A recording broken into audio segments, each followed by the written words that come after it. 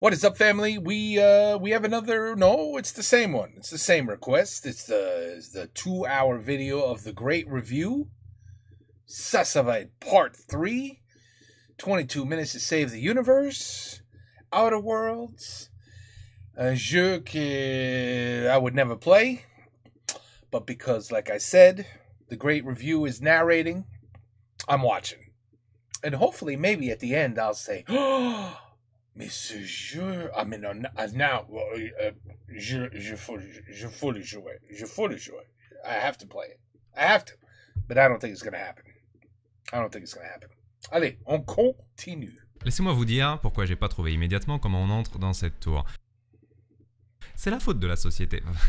C'est la faute de l'industrie du jeu vidéo. Parce que si tu entres dans une pièce et qu'il y a une porte qui est fermée, il faut que tu reviennes avec le bon objet, ou il faut que tu reviennes après avoir battu le bon boss, mais la solution n'est globalement jamais de juste attendre. Parce que les choses n'arrivent pas spontanément dans un jeu vidéo. Tout doit avoir été designé à l'avance par les développeurs. Sauf que la journée de Outer Wilds, elle dure que 22 minutes. Et comme c'est court, ils ont pu designer tout un tas d'événements qui donnent l'impression que des choses arrivent de façon spontanée. Et donc en fait, ouais, des fois la solution c'est de juste attendre. Mais après 20 ans à jouer aux jeux vidéo, t'as vraiment pas l'habitude. Et j'aurais dû savoir comment entrer dans cette tour à la première seconde où j'ai vu un caillou tomber dans le trou noir.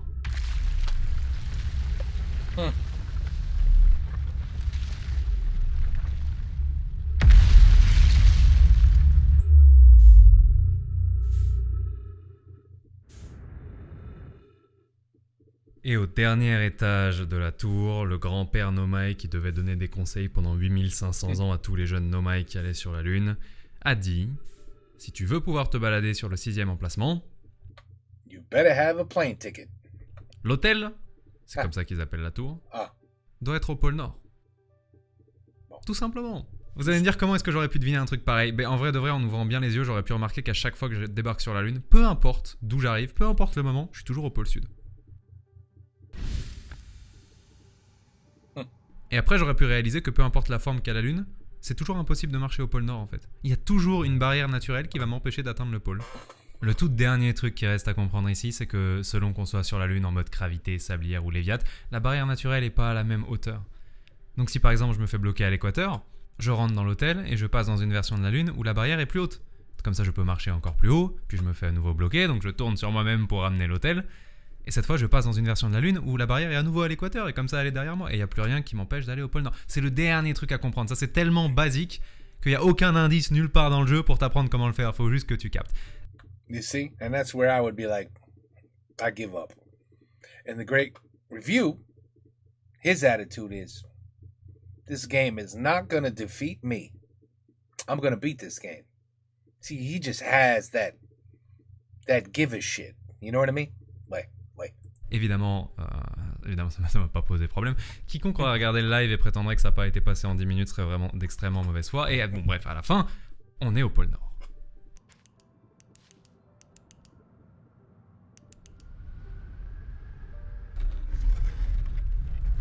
Okay. Plier l'énigme de la Lune quantique ne dit pas ce qu'est le projet Sablière Noire, ne dit pas comment arrêter l'explosion du Soleil. C'est limite une quête annexe, un truc que tu fais par pure curiosité, mais la récompense finale vaut archi le coup. Parce que là, on va avoir une conversation avec un Nomai. Et pas n'importe quel Nomai, une jeune Nomai qui faisait des exposés sur l'espace quand elle était à l'école de gravité et qui s'appelle Solanum. Vous vous souvenez quand je disais j'aimerais bien savoir à quoi servent les bâtons qui sont un petit peu partout? Les bâtons servent à écrire. Oh là là.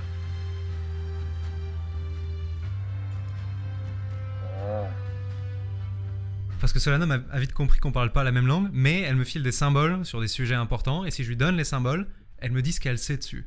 Et ce qu'elle a à dire, c'est « On est bel et bien en orbite autour de l'œil, mais c'est pas possible de l'atteindre d'ici. » En fait, si on passe la couche de nuages, apparemment il y a magie quantique, et on se retrouve téléporté au centre du système. Les Nomai viennent en pèlerinage ici, justement parce que c'est le plus proche qu'ils ont jamais réussi à être de l'œil. Après, comme la Lune emprunte l'apparence des astres autour desquels elle orbite, ça doit à peu près ressembler à ça d'être sur l'œil. Et Assad répond non frérot, personne peut imaginer comment c'est d'être sur l'œil. Tu sais qu'on pense qu'à la base, c'était une lune normale ici? Tu vois comment les éclats de la lune, une fois qu'ils atterrissent quelque part, peuvent rendre l'environnement quantique autour d'eux, comment ils font bouger les arbres et les pierres? Ouais, on pense que la lune, est devenu comme ça parce que c'était le satellite de l'œil. Et si les éclats peuvent juste changer d'emplacement alors que la Lune peut changer d'emplacement et de forme, de quoi d'autre encore est-ce que l'œil est capable? Donc on est sur un immense objet quantique, avec on sait pas quels pouvoirs inconnus, qui est suffisamment vieux pour avoir assisté à la naissance de l'univers, voire possiblement y avoir participé. Et donc question de Solanum, et je pense question de absolument tous les Nomai depuis qu'ils sont arrivés, qu'est-ce qui se passe le jour où une créature consciente observe l'œil?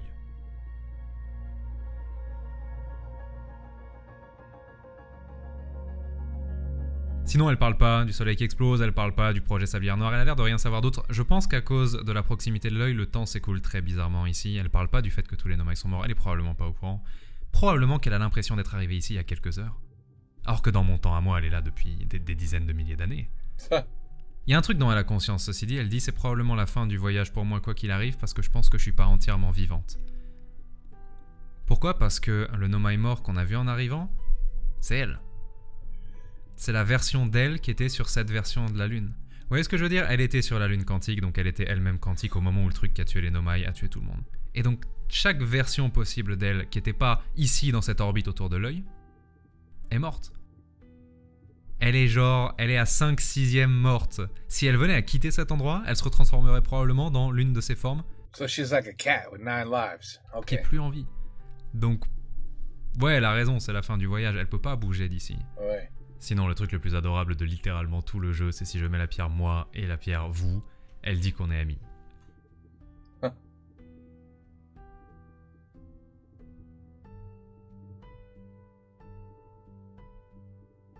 How nice, how lovely. Voilà, donc je sais pas pour vous, mais moi je suis pote avec Solanum. Bref, j'ai quitté la Lune quantique. Pour la première fois, j'avais résolu une des grandes énigmes du jeu et en plus, j'avais gagné un pote. Et j'avais appris une leçon extrêmement importante avec la tour du savoir quantique. Parfois, sur ce jeu, il suffit vraiment juste d'attendre.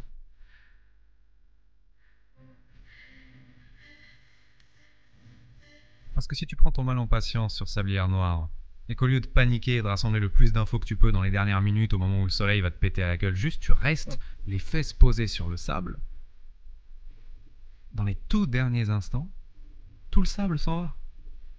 Et là tu réalises que les panneaux solaires étaient peut-être pas là pour les tours. Vous vous souvenez quand on a regardé à l'intérieur du projet Sablière Noire et qu'on a vu une bulle d'étoiles?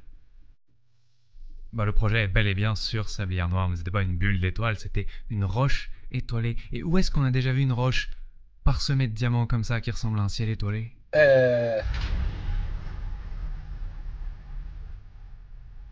Plus, you gotta remember all this. I'd be like, where did I see C'était this sur shit? Acrebois, c'est un des premiers trucs que j'ai vu dans le jeu. Ah. Et quand j'ai dit, quand on nous donne une fusée, il n'y a aucune chance pour qu'on aille juste sur la Lune, il y a un truc que j'ai pas précisé. Il y a encore moins de chances pour qu'on reste sur la planète de départ à explorer des trucs. Pourtant, évidemment que les Nomai sont venus sur Atrebois. Évidemment, c'est une des planètes du système. Et à l'intérieur de la plus haute montagne d'Atrebois, j'ai trouvé la mine d'où les Nomai sont venus chercher la roche pour protéger le projet Sablière Noire. Pourquoi ils sont venus spécifiquement jusqu'ici chercher cette roche? Parce qu'apparemment, cette roche étoilée d'Atrebois résiste à n'importe quel niveau de chaleur. N'importe quel niveau de chaleur, genre du niveau d'un soleil qui explose? Toujours pas de réponse. Par contre, il y a quelque chose d'extrêmement rigolo. Vous savez pourquoi ils ont miné dans cette montagne? À la base, ils voulaient miner ailleurs. Mais il y a un des Nomai qui a dit on risque d'abîmer l'écosystème en fait, les amis. Et si on mine là où on avait prévu à la base, on va...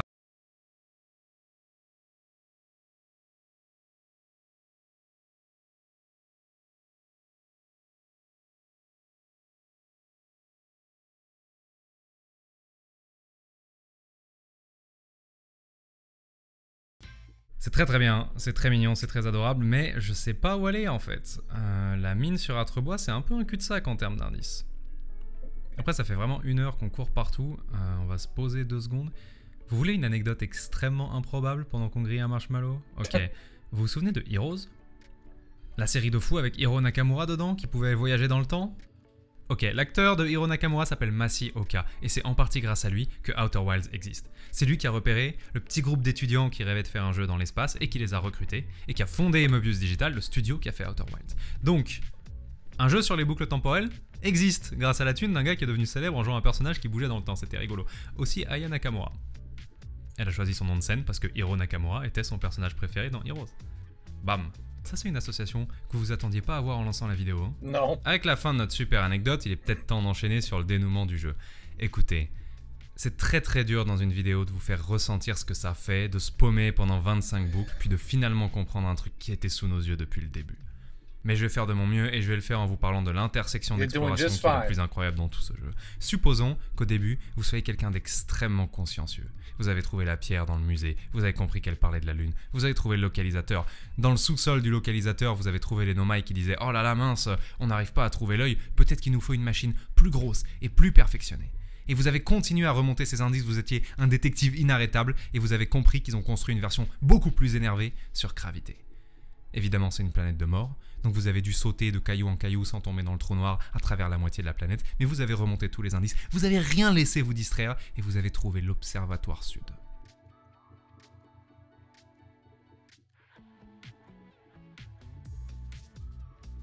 La machine ultra perfectionnée des nomai qui peut capter toutes les planètes du système et afficher leur emplacement en temps réel. Et vous avez commencé à activer les planètes, de la plus proche à la plus éloignée du Soleil. Hop, les sablières.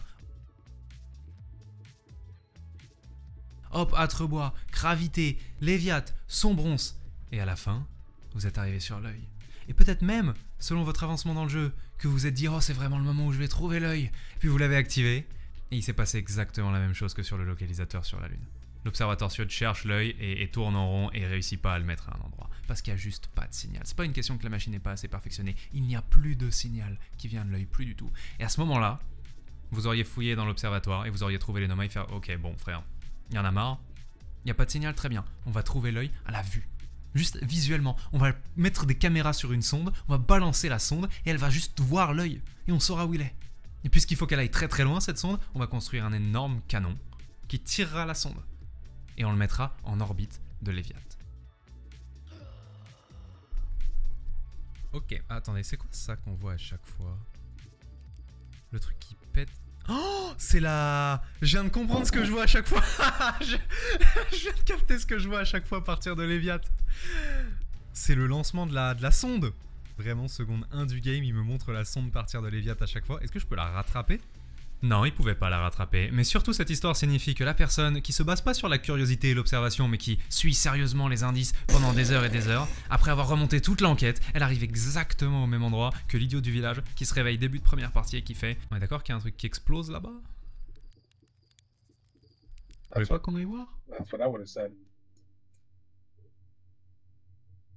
Something's going on.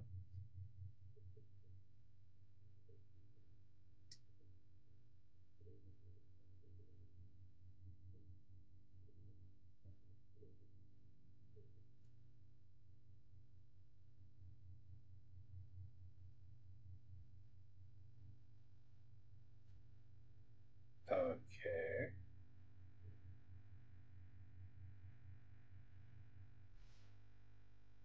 Le canon soulève tellement de questions. Pourquoi il explose à chaque fois qu'il tire? Pourquoi il tire maintenant alors que les nomai sont partis depuis X milliers d'années? Et puis surtout, qu'est-ce que c'est que cette méthode atroce pour trouver un astre? Tu tires une sonde au pif dans l'espace en espérant trouver une planète. C'est comme essayer de taper dans le mille aux fléchettes en ayant les yeux bandés. Et sans même savoir si la cible est en face de toi. Alors à la question pourquoi ils cassent à chaque fois, c'est facile, apparemment les deux nomai qui gèrent l'endroit sont des débiles. Ils règlent tout beaucoup trop fort, tout le monde sait bien qu'ils règlent tout beaucoup trop fort, les autres nomai leur ont donné justement une puissance maximale à ne pas dépasser parce qu'ils savaient que c'était des débiles, ils l'ont dépassé quand même, ils ont tiré la sonde trop fort, ok. Je sais toujours pas pourquoi le canon tire que maintenant, mais sur la question de la méthode est horrible, les nomai ont pas l'air d'accord. Vous voyez, sur le localisateur lunaire et sur l'observatoire sud, ils étaient en mode « Oh là là, on espère que ça va marcher ». Là, sur le canon, ils ont aucun doute. Les deux idiots qui gèrent l'endroit, ce qu'ils disent, c'est « Tu te rends compte qu'on va être les premiers à savoir où est l'œil de l'univers ?» Bah, on va voir s'ils ont raison, hein. J'ai vu la sonde partir en me réveillant. Elle a peut-être une photo de l'œil, qui sait. Alors, la pièce sur le canon qui récupère ce que voit la sonde s'appelle le module de pistage. Et elle est plus là. Ok. Je suis désolé, elle est juste plus là. Et si je vais dans une autre pièce, je peux trouver un enregistrement qui me confirme qu'en fait elle est expédiée au moment où le canon explose. Donc elle est dans l'espace. Ça va nous faciliter la vie, ça, c'est bien, ça, impeccable. Yeah, go find it. It's no problem. Just go find it. You'll find it. You're smart. Sauf si elle n'est pas partie dans l'espace en fait. Sauf si elle était à portée de se faire attirer par Léviat. Alors pour savoir ça, faut mettre sa meilleure combinaison. utiliser le fait que le module de pistage soit plus là pour sortir dehors et aller chercher une autre pièce dont le chemin d'accès a été détruit par l'explosion mais dont les vitres ont été brisées. Et donc tu peux y accéder par l'extérieur. Et là tu trouves quoi? Les appareils que les Nomai utilisent pour se parler à distance, et il y en a un qui montre l'intérieur du module de pistage. Et de fait on voit pas l'espace. On voit des éclairs et du corail. Qui est un endroit que vous avez déjà vu dans la vidéo. Très brièvement. Very briefly. Ok, donc mon module de pistage, avec une photo de l'œil dedans, quand même, est tombé dans le cœur de Léviat. L'énigme du cœur de Léviat, elle est vraiment trop bien. Okay, il y a deux systèmes de défense autour du cœur. D'abord, il y a un courant qui empêche n'importe quoi de plonger sous 10 mètres. Et après, il y a une barrière électrique. Et, dans la plus pure tradition des énigmes d'Outer Wilds, tout ça est solvable en 10 secondes. Si vous regardez aux bons endroits, vraiment 10 secondes. Mais si vous ne trouvez pas, il y a des indices partout. Et vous pouvez mettre genre 40 boucles à remettre toutes les pièces du puzzle ensemble.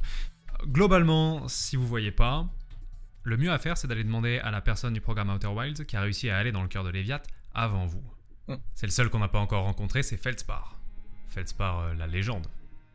Vous voyez à gauche, en entrant dans le musée, il y a une photo avec les membres fondateurs du programme Outer Wilds. Et parmi eux, le premier pilote, Feldspar. C'est lui qui a survécu à 35 missions suicides pour que le programme puisse décoller. Il montait dans les premières fusées qui avaient une chance sur deux d'exploser. Ils ont gardé le siège de son premier décollage, pas parce qu'ils aiment particulièrement le siège, mais c'est parce que c'est tout ce qui reste du premier décollage. Il est le premier à avoir fait le tour d'Atrebois en vaisseau, il est le premier à avoir atterri sur la Lune, c'est une légende. Et il est porté disparu. Un jour il est parti en expédition, plus donné de nouvelles, personne sait où il est. Et la toute première fois que je suis sorti du musée, tout premier voyage, il y avait un des gosses qui m'attendait en me disant « S'il te plaît, ne disparais pas comme Feldspar, à chaque fois qu'elle parle de lui, Cornet elle est triste, et on n'a pas besoin que ça arrive 2 fois. » S'il avait su que 5 minutes après j'allais perdre mon vaisseau et mourir sur l'intrus, il aurait été extrêmement déçu. Vous vous souvenez de la grand-mère avec le banjo? Elle dit qu'elle est très fière d'avoir construit les instruments de tout le monde dans le programme Odyssée, et notamment l'harmonica de Feldspar. There's the big douche again.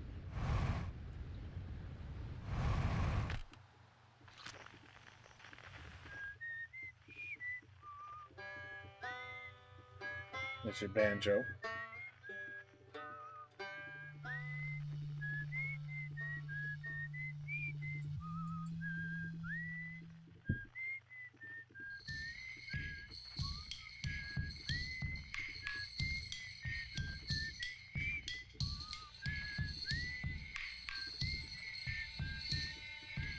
Music is copyrighted. That's why you don't hear nothing.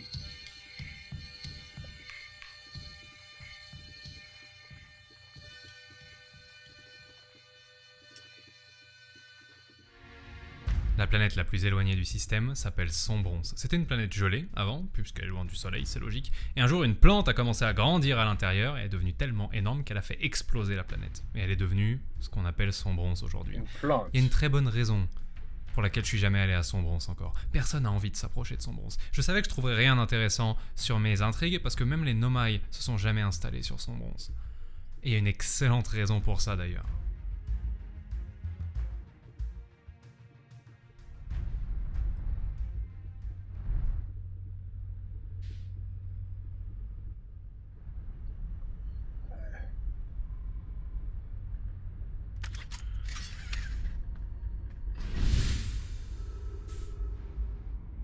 Okay. Very foggy. Maintenant, c'est l'heure de la question marrante. De tous les trucs qu'on a vus dans le musée au début du jeu, lequel on n'a pas encore croisé? Ah oui.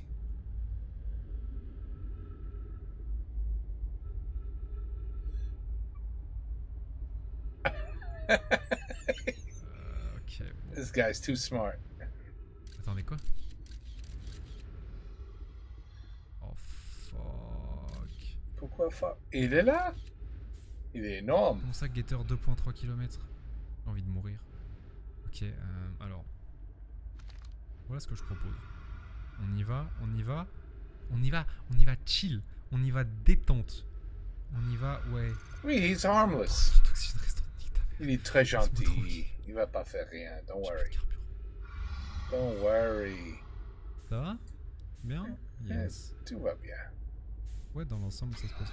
You gonna land on him? Ça se passe plutôt bien. Oh, il a même un copain.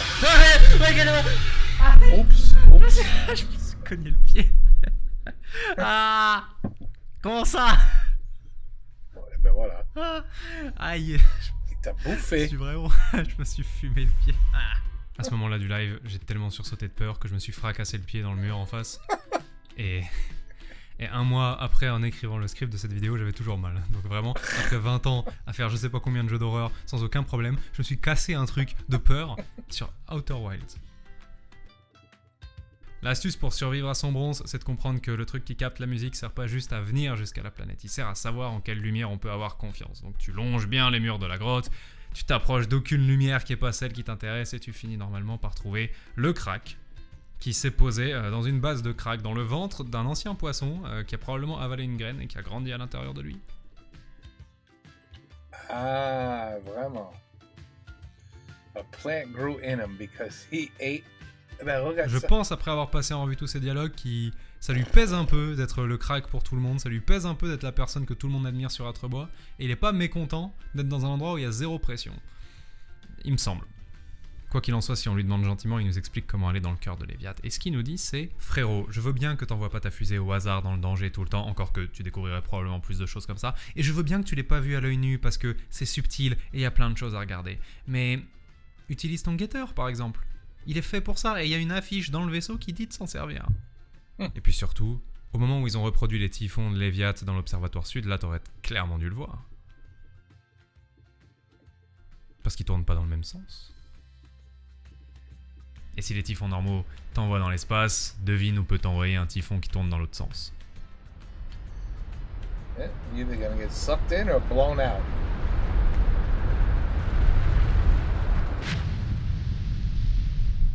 What?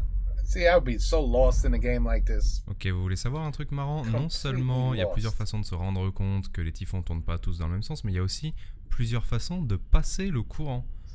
Dont une qui consiste à se barrer de la map dans l'espace loin, tellement loin que les planètes ne sont plus affichées par le jeu, tellement loin que notre soleil apparaît comme juste un point étoilé dans le ciel parmi d'autres, puis réactiver la prise de vitesse, tracer tout droit pendant 10 minutes et revenir avec une vitesse tellement stupide que tu traverses le système solaire en 1 seconde et que tu passes de force la barrière. Je vous le montrerai pas dans cette vidéo parce que j'ai déjà pulvérisé mon quota de montage de 1 minute 30 avec de la musique. Mais voilà, maintenant il ne nous reste plus que la barrière électrique. Et la règle ici, c'est...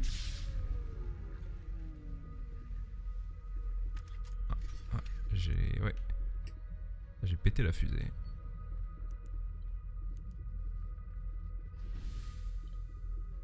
Énorme méduse. La règle ici, c'est qu'il n'y a que les méduses qui passent. Vous savez qu'elles sont pas originaires de Léviathe, ces méduses? Elles sont originaires de Sombrons, la planète gelée qui était là avant. Ouais. Et l'histoire, c'est quand Feldspar s'est crash sur cette planète gelée avant d'avoir un campement, il a survécu la première nuit comment? En dormant dans une des méduses. Et là, tu fais comment ça la nuit dans la méduse? Dans la méduse, on peut entrer dans la méduse. Et c'est voilà. Et là, t'as compris que t'as ton taxi pour passer la barrière. Ah. Ça, c'est clairement pas une énigme que j'ai compris tout seul. Mais c'est fou. Les gens qui pensent d'eux-mêmes à essayer d'entrer dans la méduse, je sais pas si je suis admiratif ou si j'ai jamais envie de la rencontrer. Good point. Like, what the hell would make you do such a thing?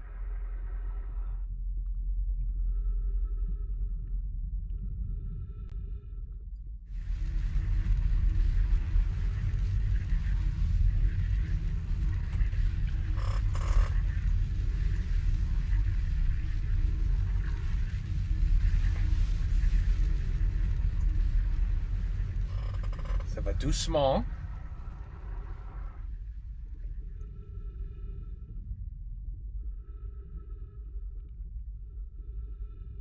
Ok.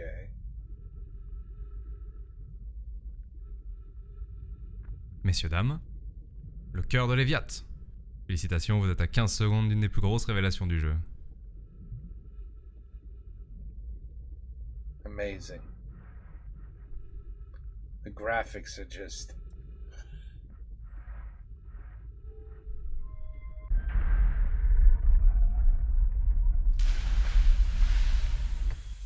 Ah.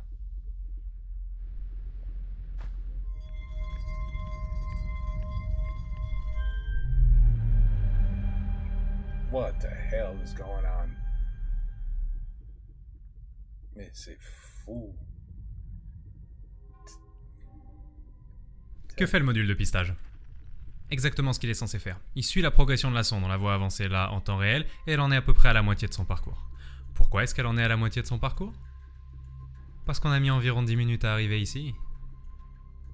Ok, question. Si je restais 12 minutes de plus dans cette pièce, qu'est-ce qui se passerait?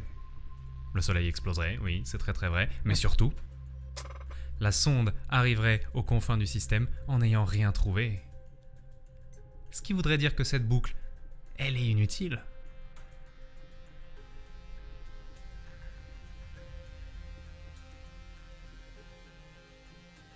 Est-ce que vous avez remarqué qu'à chaque fois que la boucle recommence, le canon tire jamais dans la même direction?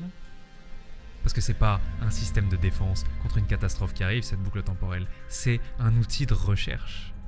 Parce que c'est fou furieux de Nomai. On dit oui c'est vrai, tirer une sonde au hasard dans l'espace ça marche pas. Mais frérot, si je peux tirer un nombre infini de fois et faire comme si s'était rien passé à chaque fois que je me rate. C'est quoi mes chances du coup?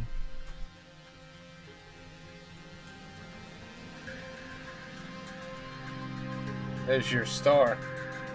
La logique, ce serait que même les Nomai aient pas conscience des boucles.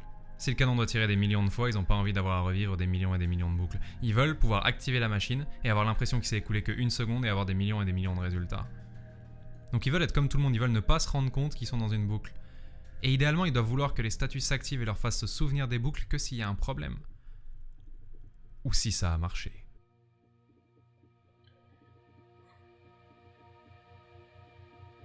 Ah. Oh là là. Ces jeux, c'est fou.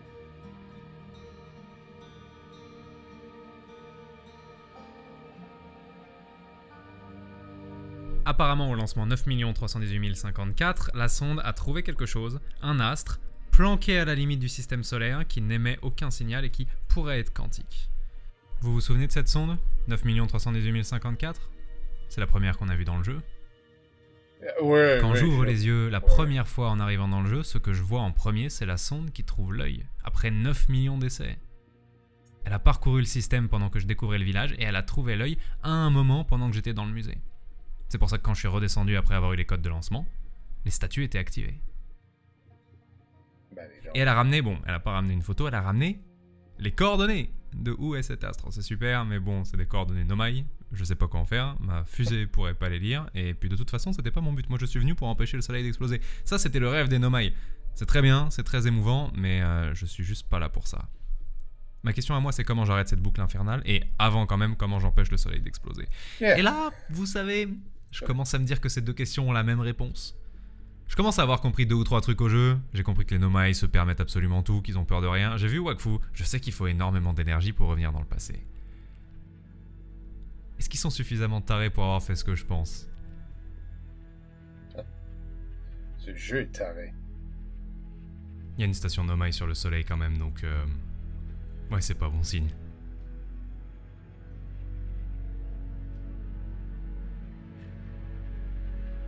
Les réponses finales sont sur la seule planète que j'ai pas encore explorée. Sablier rouge qu'on a boudé avec une très très bonne raison d'ailleurs. Hein. Vraiment personne veut se perdre dans un labyrinthe de galeries qui se remplissent de sable, alors qu'il y a l'espace entier à explorer. Vous avez entendu le bruit que ça fait quand on se fait coincer par le sable?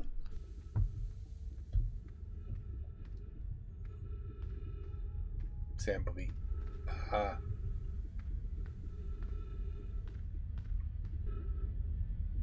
Oups.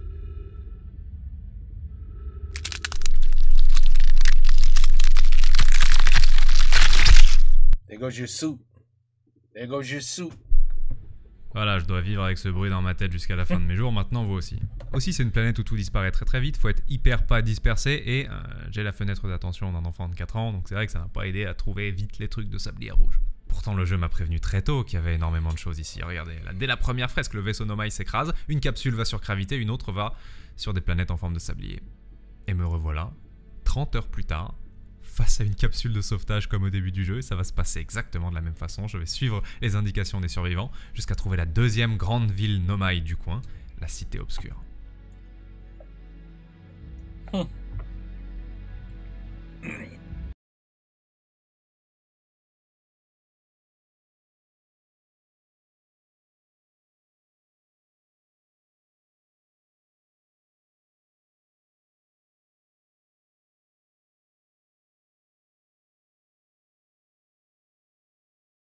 alors que ça aurait parfaitement pu être la zone de départ pour n'importe quel autre joueur. Et donc elle est remplie de trucs qui m'auraient été extrêmement utiles en début de partie, mais que j'ai compris par moi-même par la force des choses entre temps. Par exemple, est-ce que vous vous souvenez que dans le premier camp de réfugiés sur Gravité, il y avait quelqu'un qui cherchait sa tante, Melora?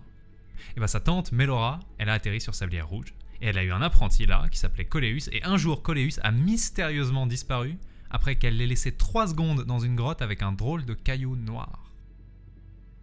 Et cet idiot de Coléus, il était monté sur un caillou quantique à un moment où les lumières s'étaient éteintes. Et ça, c'était le jeu en train de m'apprendre que s'il fait noir et que je suis sur un objet quantique, je voyage en même temps que lui. Ils étaient en train d'essayer de m'aider pour l'énigme de la lune quantique, sauf que finalement j'ai compris le truc de la tour tout seul. Tu devais faire tout un passage dans un tunnel pour retrouver la pierre quantique et comprendre si Coléus s'en était sorti à la fin ou pas, et tu réalises, dans mon cas, nettement trop tard, que la présence de la pierre a rendu beaucoup de choses quantiques. Attendez, je suis revenu? Non, je suis pas revenu, il n'y avait pas de cactus. Il n'y avait pas de cactus, chill, on est toujours sur la route. Si je suis en train de refaire la route à l'envers, je vais faire la gueule. Ok, devant ou à gauche? Vas-y, on tente devant. Cactus, donc. Rock. Donc. Quoi? Quoi? Attendez, on est en train de se foutre de ma gueule. On est en train de se foutre de ma gueule de quoi? Bah mais non, moi aussi, mais... Ah frère, mais qu'est-ce que je fais du coup? C'est archi grave. Ouais, c'est... Et... Ouais, c'est trop... Ouais, mais non. What are they saying? Qu'est-ce que je fais? Au secours. Il y a d'autres trucs dans cette ville qui servent à rien mais qui sont adorables, genre les messages laissés par tous les gosses. Ilex, Solanum, toute la bande, quand ils étaient vraiment très jeunes. Je pense que c'est leurs messages les plus anciens. Je pense qu'ils sont nés dans la cité obscure et après on les a envoyés à l'école dans la cité suspendue.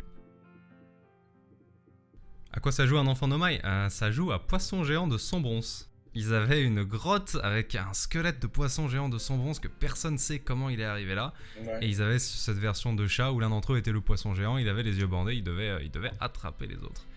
Et si j'avais découvert cette ville en premier, j'aurais découvert ces gosses dans l'ordre chronologique. Je les aurais découverts ici, puis je serais arrivé à l'école dans Gravité et j'aurais fait « Oh, c'est les idiots qui jouent à Poisson Géant de Sombronce. » Bref, ça veut pas dire qu'il y a que des trucs déjà trouvés dans la cité obscure. Il y a des trucs incroyablement importants dans cette ville. Tout au fond, il y a le laboratoire des hautes énergies.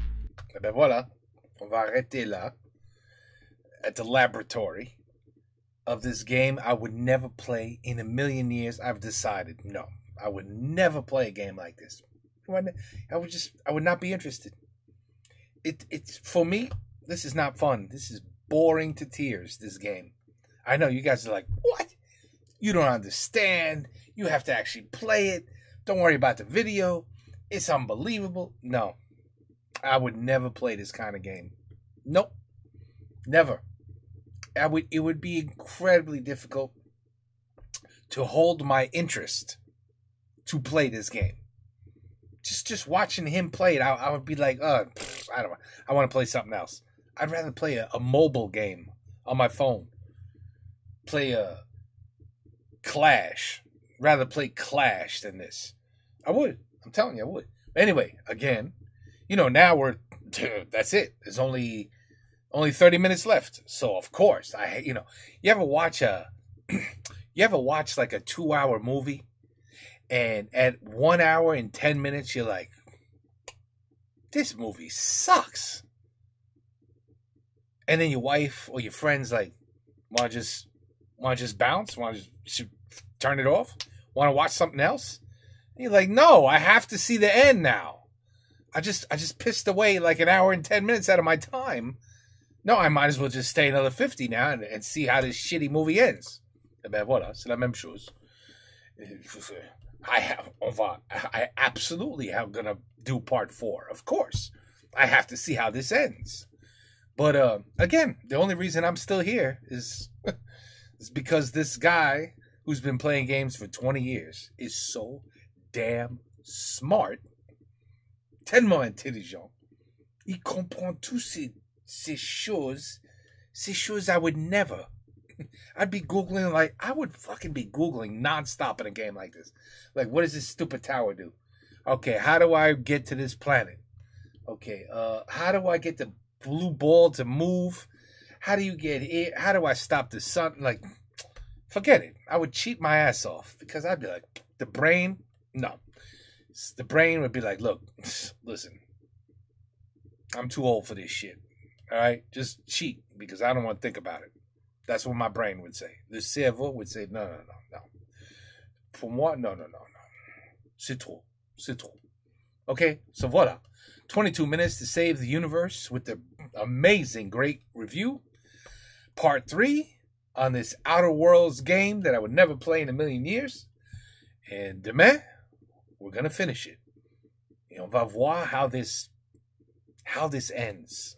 God, I hope it's a little bit exciting. I got a feeling he's going to be excited. Because, you know, when you play a game like this for 15 hours and you finally finish it, yeah, you definitely have like a sense of, yeah, I did it. If you can get through the first 3 hours of going, this is a pain in the ass, this game. You know what I mean? But anyway, ben voilà. À la prochaine. Demain, OK? On finit demain. Peace out.